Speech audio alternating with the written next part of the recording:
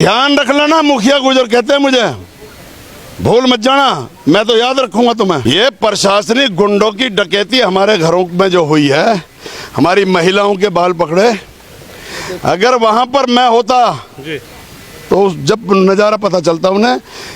1939 के समय के हमारे पास डॉक्यूमेंट हैं इस प्रॉपर्टी के, जब देश गुलाम था, और उससे पहले तक चला आ रहा है हमारा कब्जा भी और वो भी डॉक्यूमेंट्स, मलकियत जिसे बोलते हैं, खातेदारी।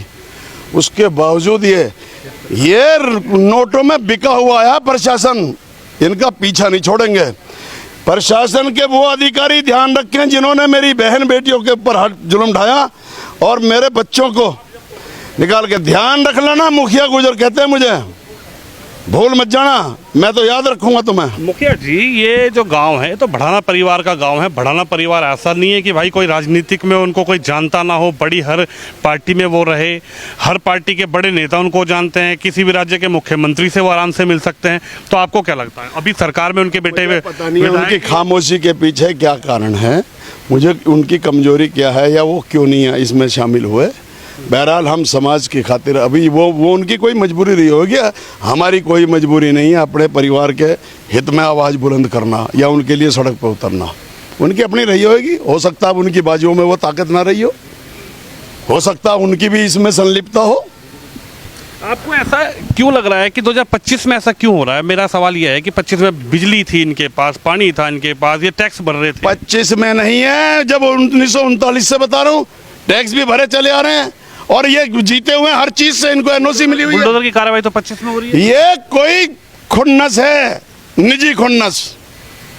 ये हंसता बोलता खेलता हुआ परिवार कुछ लोगों को बर्दाश्त नहीं हो रहा, लेकिन उन्हें भी हम ऐसी तरीके से ही, इसी तरीके से धरती में मिटेंगे। वो भी सब पता है हमें कौन है।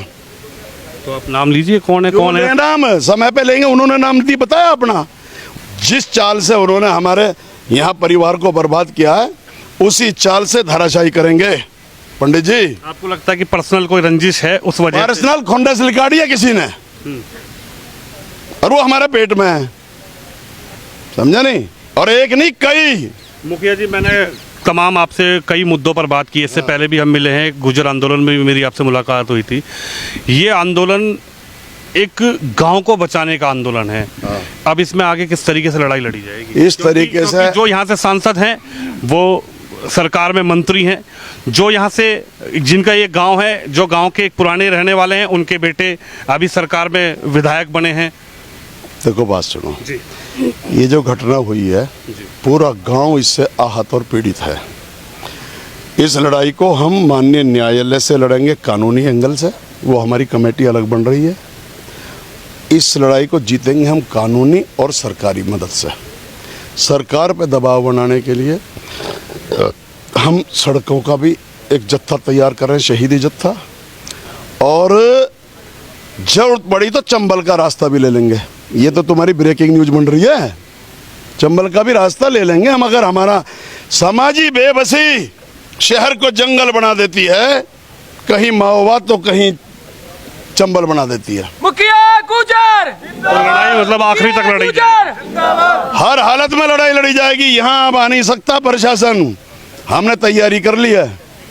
ये जो बीहड़ है ना, इनमें पता भी नहीं चलेगा हम उन पूर्वजों की संतान हैं। फिर बुलडोजर लेके आ जाएंगे। तो बिल्डोजर साढ़े का भी पता ना चलने का, तो भाई क्या पता अभी हम किन पूर्वजों की संतान है। तुम्हारी तरह कलमकारों की नहीं है, तलिया तलवार वालों की संतान है हम, समझे नहीं? ये लंक बोधी है कि इधर की उधर, उधर की इधर है, और अपनी रोजी रोटी बना ली। हमारा तो साला सब कुछ समाज के साथ हम भी खड़े हुए हैं। हमारा हम क्या सब कुछ